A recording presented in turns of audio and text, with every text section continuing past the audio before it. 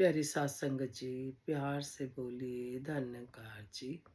सतगुरु माता सुदीक्षा सविंदर हरदेव जी महाराज की जय। निरंकारी राजमाता गुरु वचन अवतार की जय। प्यार से बोलिए धन्यकार जी। सात संगत जी, सतगुरु माता जी, राजपिता जी, जहाँ जहाँ भी संत महात्मा रहते हैं सभी के चरणों में शीश रखकर धन्यकार जी प्रवान करना जी।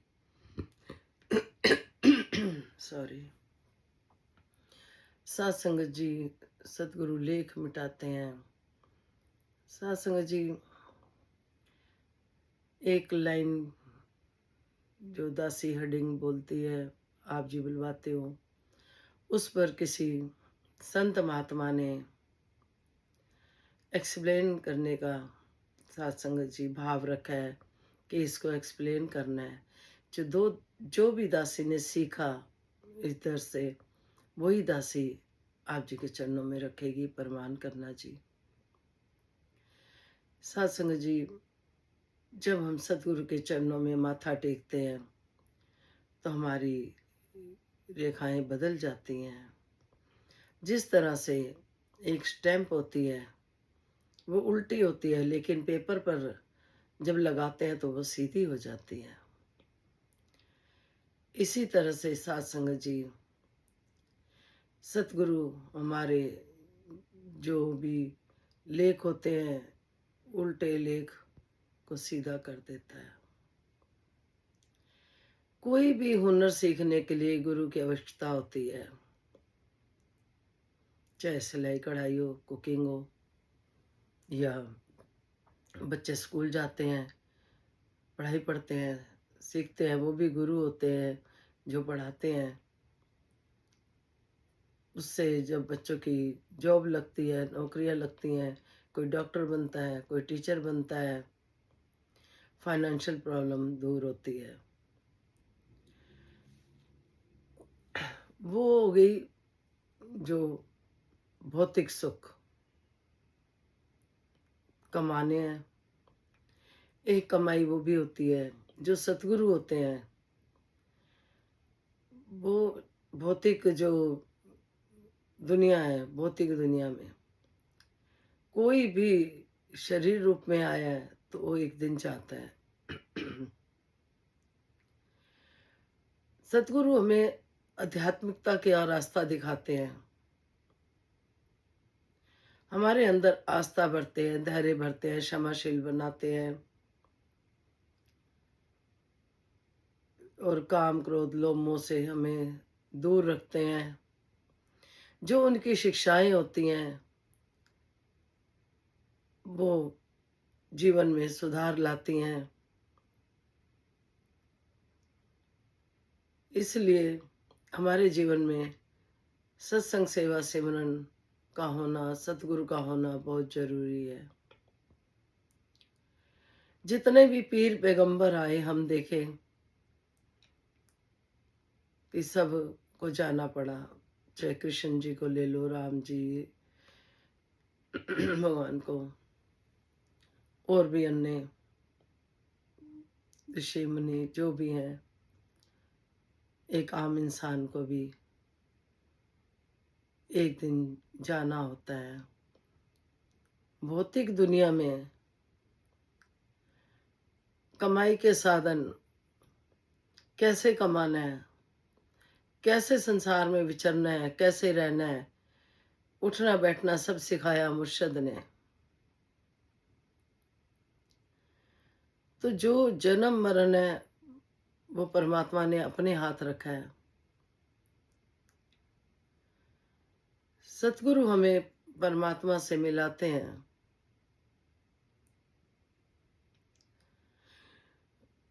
भौतिक दुनिया में आए हैं तो शरीर करके आए हैं तो एक ना एक दिन जाना होता है, लेकिन क्या कर्म कमा के जा रहे हैं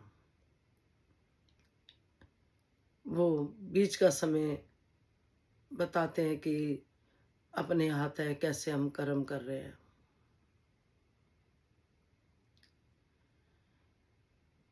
तो जो लेख मिटाते हैं वो जब हम वचनों पे चलते हैं, चरणों में माथा टेकते हैं,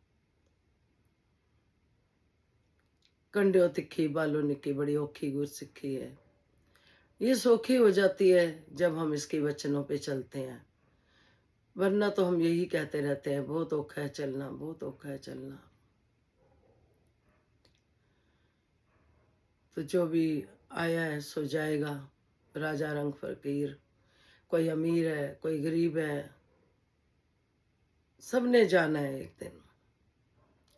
चाहे कितना कोई ज्ञानवान है, कितना भी आध्यात्मिकता के रास्ते में है, कोई रईस है, महलों में रहता है या झुग्गी झोपड़ी में रहता है, शरीर करके तो एक दिन यात्रा समाप्त होती है, जाना ही होता है। कैसे जाना है ये सब विधि का विधान है। देखना ये है कि हम कर्म क्या करके जा रहे हैं। हम दुनिया से जा रहे हैं, कर्म क्या करा हमने या हम क्या कर रहे हैं कर्म। तो सतगुरु जी यही समझाते हैं। तो जीवन में सतगुरु का होना बहुत आवश्यक है। अगर हम इन्हीं किंतु परंतु में पड़े रहे तो आनंद की अवस्था खो देंगे। भक्ति सबकी, माता जी कहते हैं, सुदीक्षा माता जी अपनी अपनी है। जो खाना खाएगा उसका पेट भरेगा। अब हम ये देखें कि कोई किसके साथ क्या हुआ, क्यों हुआ, किंतु परंतु में रहेंगे तो सबने अपने अपने कर्म काटने होते हैं। ये देखना है कि वो करके क्या गए। जो भी गया इंसान यहाँ से, कोई पीर पैगंबर गए, वो कर्म क्या कमा के गए, सबको खुश करके गए, अच्छी शिक्षाएं दे के गए। कहते हैं गुरबानी में आते हैं, तो काले लेख ना लिख बंदिया, इसका जवाब देना होता है। तो हमें ये नहीं सोचना कब प्रभु किसी को बीमार करके, किसी को दुर्घटना से या किसी को कैसे भी प्रभु ले जा सकता है, उसकी मर्जी है।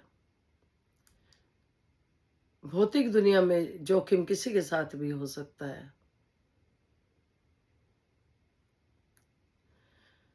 कहने का भाव यही कि दासी को एक बात कृष्ण भगवान जी की याद आ रही है कि कृष्ण भगवान जी को रुक्मणी जी ने कहा कि प्रभु जो भी कोई वही ब्राह्मण होता है, कुछ होता है, आपका नाम आता है, कुछ ऐसा करो कि आपका नाम ना आए।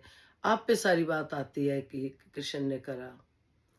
तो कृष्ण भगवान ने एक लीला रची कि अब मेरे ऊपर नाम नहीं आएगा। किसी को बीमार कर दिया, किसी को एक्सीडेंट द्वारा ले लिया, किसी को किसी बीमारी से घेर लिया।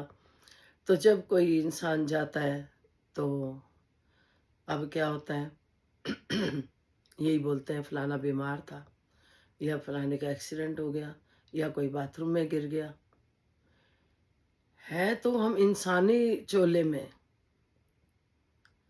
इंसानी चोला मिला है तो एक दिन इस इंसानी चोले को छोड़ना ही होता है।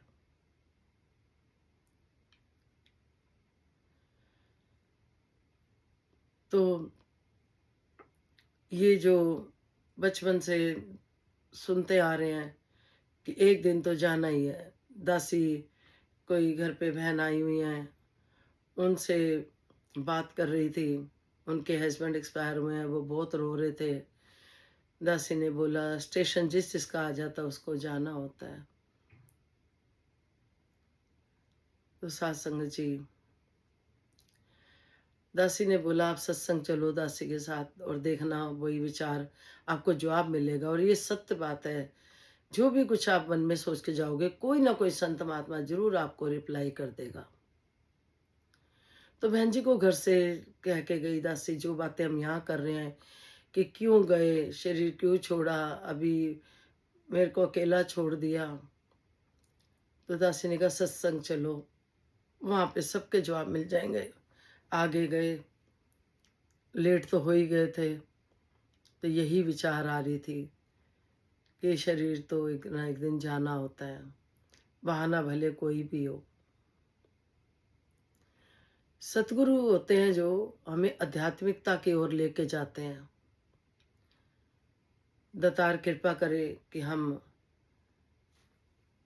किसी भी तरह का किंतु परंतु ना करते हुए अपनी भक्ति का आनंद ले पाएँ। यही प्रार्थना, यही याचना कि जो दासी ने सीखा, आप जी के चरणों में रख दिया है। जिस भी संत महात्मा ने, दासी को तो पता नहीं, जो मैसेज आया कि इस पर विचार, तो दासी ने जैसे भी सतगुरु ने बुलाई, जैसे भी करी, जो कमियाँ दिखे तो वो मेरी हैं, वड्याई दिखे तो वो सतगुरु की है। कोई गलती होगी वो क्षमा करना, क्योंकि क्वेश्चन भी उसी के मन में आता है जो इंटरेस्ट लेता है किसी बात में। कोई बच्चा पढ़ाई में इंटरेस्ट लेगा तो वो क्वेश्चन भी करेगा। जो बच्चा क्वेश्चन ही नहीं कर रहा है, इसका मतलब वो इंटरेस्ट ही नहीं ले रहा। तो आप जी प्रभु लीला में इंटरेस्ट ले रहे हो, तभी आपके मन में ये भाव आए। हो सकता है आप मेरे से बढ़िया इस बारे में जानते हो, तो आप जी दासी को मैसेज में ज़रूर बताना। और कोई शिक्षाएँ हों आपके पास, आपके एक्सपीरियंस हो, ज़रूर बताना प्रभु के प्रति। वाक़ई परमात्मा से मिलाने वाला सतगुरु होता है। कैसे किसका जाना लिखा होता है, ये प्रभु परमात्मा को पता होता है। प्यार से बोलिए धन निरंकार जी। विश्व का कल्याण हो, हर घर में ज्ञान हो। सतगुरु माता सुदीक्षा जी कृपा करे, सबके मुख पे सतगुरु का गुणगान हो। धन निरंकार जी।